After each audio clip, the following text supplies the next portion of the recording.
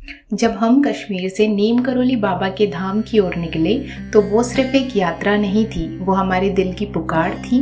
मन में बस एक ही बात थी, बाबा ने बुलाया है, अब बस उनके दर्शन हो जाए। जैसे जैसे गाड़ी नैनीताल की तरफ बढ़ रही थी, हम रास्ते में हर मंदिर को देखते और मैं अपने हस्बैंड से बार बार पूछती, पहुंच गए क्या, यही बाबा का मंदिर है क्या?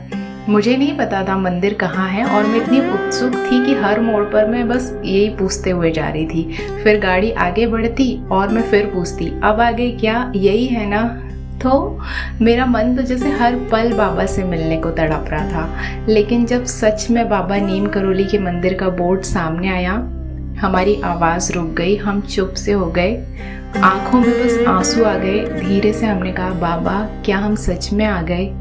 गाड़ी सामने रुकी और जैसे ही हम फिर अंदर पहुंचे तो शाम का समय था, आरती हो रही थी।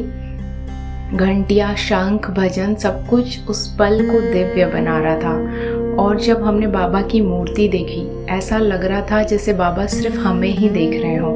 उनकी आंखों में ऐसी चेतना, ऐसा जागरूक भाव था जैसे वो कुछ कहे बिना सब समझ रहे हों। फिर हमने वो तख्त देखा जहाँ बाबा बैठते थे, वहीं पर एक कंबल रखा हुआ था, जैसे बाबा अभी भी वहाँ विराजमान हो, बस आंखें बंद करके ध्यान में लीन हो। और फिर जब हमने वो तख्त के दर्शन कर लिए, हम दोनों नीचे किनारे पे जाकर चुपचाप बैठ गए। हमने एक दूसरे से कुछ बात नहीं की, बस गहरी शांति थी और हम बस बैठे हुए हैं। हम दोनों की आंखों में आंसू थे और मन इतना भारी हो गया था कि जैसे कुछ समझ ही नहीं आ रहा था। बस इतना लग रहा था कि बाबा सब कुछ सुन रहे हैं। कोई शब्द नहीं थे उस पल के लिए, बस शांति थी, बाबा थे और हम थे। वहाँ हमें प्रसाद में चने मिले, बिल्कुल सादा लेकिन इतना प्रेम भरा कि जैसे बाबा ने खुद हमें हाथ में दिया हो।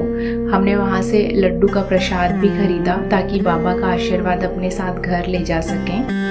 और फिर जब हम मंदिर के दर्शन करके बाहर निकले तो मैंने वहीं मंदिर के बाहर थाली में पहाड़ी भोजन किया और वो भोजन इतना स्वादिष्ट, इतना आत्मिक भोजन था। सच में ऐसा लगा जैसे बाबा ने अपनी बेटी को घर बुलाया हो, प्यार से भोजन करवाया हो और फिर तृप्त होकर विदा किया हो।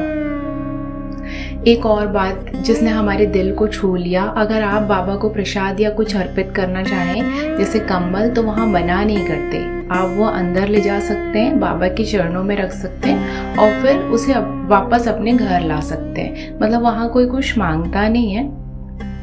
और बस यही भाव जो है ना, मतलब आप प्रेम चढ़ाइए, बाबा कृपा करेंगे। वो कुछ लेते नहीं है, सब कुछ दे देते हैं। वो पल, वो धाम बस हमारे मन को शांति दे गया। ना कुछ मांगने का मन हुआ, ना कुछ कहने का, बस आंखें भर आईं और दिल से निकला, बाबा अब हम आपके हो गए।